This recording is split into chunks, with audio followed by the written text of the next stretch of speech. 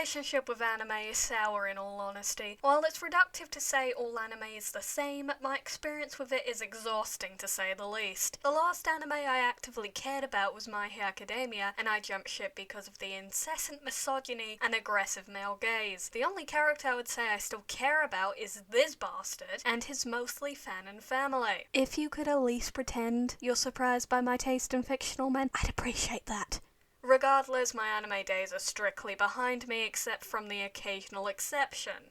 Speaking of said exceptions, Spy X Family is one of the most charming pieces of media I have seen in recent years, and that's coming from somebody with an exhausting media diet. I had heard good things about Spy X Family from various friends and acquaintances, and I was curious if not a bit indifferent to start with. In recent months I've had very little patience for new media. I've found myself exhausted with anything that I wasn't already loosely familiar with, but my friend's encouragement was the shove I needed to actually sit down and give it a try, and I'm so glad I did. The basic premise of the show is that a spy called Twilight is tasked with an undercover mission where he has to build a family and play the role of a devoted and loving husband and father, but he is not aware that the young girl called Anya that he adopts to play the role of his daughter is a telepath, and quickly discovers his identity as a spy and thinks is endlessly cool. When it becomes clear he needs a wife for his mission to succeed, he strikes up a marriage of convenience with a woman called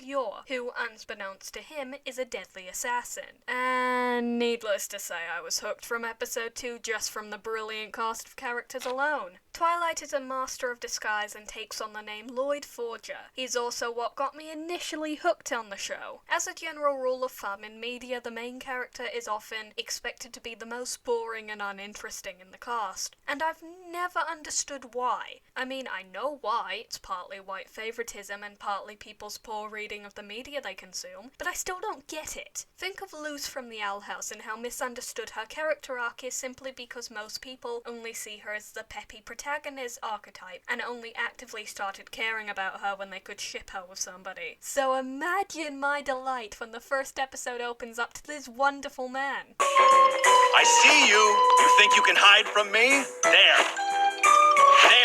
Papa's so good at hide and seek. This is fun.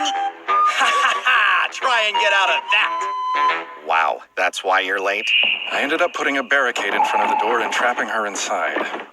Oh my god, I love them. Loid is the type of character I've historically had mixed feelings on. See, my household is one where all the classics were a rite of passage, so to speak.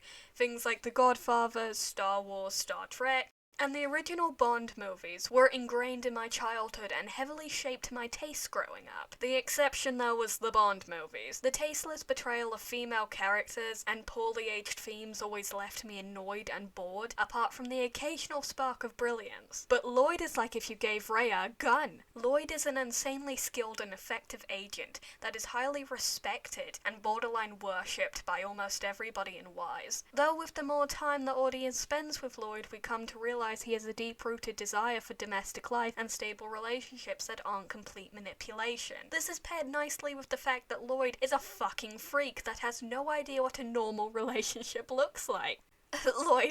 Loid, honey, that's not normal. He spends half of his time losing his shit over the most minor inconveniences imaginable and declaring himself a failure of a father, spy, because said minor inconveniences, and the other half he spends looking fondly at his fake wife and child. I know it sounds like I'm making fun of him, but I actually really like Loid. He's my favourite character, and his stressed out bullshit is consistently one of the best and most entertaining parts of the show. The only thing better than Control Freak Loid is the sincere and heartfelt moments with Loid, mostly shared with Anya. It's very rare that the mask slips with Loid, but when it does, it's genuinely some of the most heartfelt stuff I've watched or seen in a while. Almost all the stuff with Anya is adorable anyways. Loid is interesting in the fact that he's actually a good father. Both him and Yor, despite their own agendas, actively want Anya to be happy and healthy. Yor expresses fear and sadness at the idea of not being a good mother to her, even considering killing somebody so Anya can attend Eden. Loid Despite his temper and how easily irritated he can get, he steps back on multiple occasions to give Anya space, as well as removing her from situations when she gets overwhelmed, such as large crowds. I find it fascinating that even with the fact that his job, by definition, disrespects and stamps on boundaries, Loid himself has been remarkably considerate. He sleeps in a different bed than Yor, he knocks before opening Anya's door. For his clear lack of understanding of children and just people, he's doing a pretty damn good job so far. His relationship with Anya in particular is charming because he's already put the mission at risk because of her safety and comfort, going as far as almost attacking one of the school instructors for making sexist comments at Yor and making Anya cry. His feelings are already dictating his decision making, and it's so good. While we're talking about Anya, I'm going to say right here and now, I simply do not trust anybody that says they don't like Anya. I genuinely consider it a red flag if you find her annoying. Anime fans in particular have a disturbing hatred for young children, and it makes me incredibly uncomfortable. Anya is an extremely emotionally intelligent child that is the heart of the Forger family. Despite her comical antics and naive and wholesome nature, she's a very compelling character. Anya's very bubbly personality works very well with the different flavors of disasters and bonkers that make up Loid and Yor. While she's not my favorite character, she is the main selling point, and if you're anything like me, you'll adore this feral bubblegum child. Though, going back to Loid, it's also worth mentioning Loid's insanely adorable and shockingly functional relationship with Yor. With both of them having their own ulterior motives and agendas, it makes the fact that their whole pretend relationship is built on mutual trust and understanding of each other's shortcomings endlessly funny. I'm not sure whether I enjoy them more as strictly platonic partners or romantic. Both dynamics are compelling and interesting. Personally, I'm leaning towards the latter.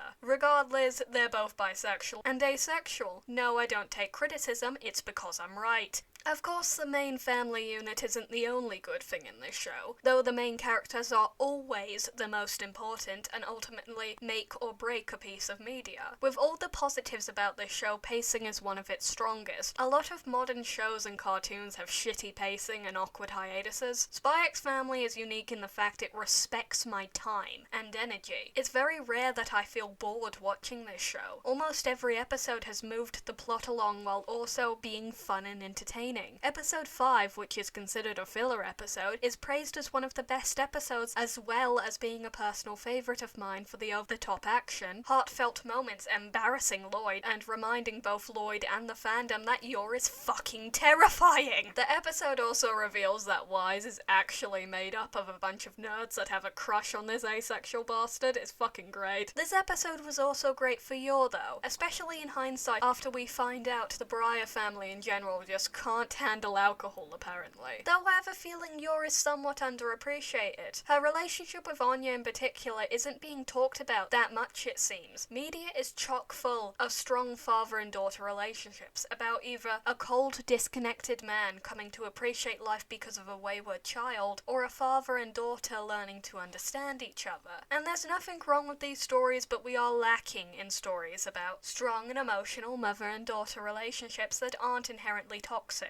Yor and Anya have an adorable dynamic that's both heartwarming and comedy gold. I particularly like the Eden interview scene, and how protective Yor becomes after only knowing the pink-haired girl for a very short time, viewing Anya as her own flesh and blood almost immediately after meeting her. It's really sweet. Though my favourite scene with these two is when Anya is almost kidnapped and Yor comes to her rescue, loudly screaming she is Anya's mother when she's mistaken as hired help. She starts to believe she's an awful mother, only for Anya to comfort her and ask for Yor to train her in self-defense. It's just a really sweet moment that's only enhanced by the top-tier voice acting and animation. Yor, despite her job, is an extremely loving and caring woman. In fact, that's the whole reason she got into assassin work to start with. Yor, from a very young age, had to take care of her younger brother Yori, which made the siblings very close growing up. Yori and Yor have a very interesting dynamic and relationship built on love, sacrifice, and mutual protectiveness. Yor's entire motivation has mostly been that of keeping Yori happy and maintaining his perception of her. She originally only agreed to go to the party with Loid purely to deceive her brother into believing she had a partner, though her motivations quickly become more nuanced when she starts to care about the Forger family unit, as well as actively conspiring to keep the family together. Yor is also also interesting in the fact that she's kind of a pushover. Like, multiple times where she's being mocked, she either doesn't realize or simply lets it happen until Loid steps in. Considering how hyper-effective and competent she is when it comes to her job and the concept of violence in general, the fact that she's a rather awkward character in her day-to-day life is very interesting to me. It reminds me of Superman being seen as an anxious himbo as Clark Kent, but unlike Clark, it's her actual personality in yours case. Though unfortunately, this does bring me to the drawbacks and negatives of the show. While I do like yours, she's arguably the weakest character of the main cast, and I'd be lying to you if I said I wasn't struggling to actually find things to say about her. She works very well with both Loid and Anya, but apart from that, there really isn't that much to say about her, which is disappointing to say the least. At the time of writing, there really isn't that much to her, and while I'm told that will change when the anime gets further along, I still believe this is a valid criticism based on what we've seen so far. Even the show struggles to find things for her to do. It's one of the reasons I want to see more of her assassin job and her more complex feelings about it and the people she's killed. Yor at the time of writing is a very passive entity, and while there's not much room to greatly misunderstand her character, one of the many positives of having straightforward monologues and a character that can literally read people's minds, there's not much room to misunderstand to begin with. She's nice, she's a bit of an airhead, she can kick your ass in stiletto heels, and she's a bit of a freak, but there's not much else. And when she makes up half of the main couple unit, that's a problem. Are there any other negatives? Well, not really, in all honesty. Spy X Family is a beautifully charming piece of media, with some of the best voice acting and comedy I've seen this year, especially from an anime.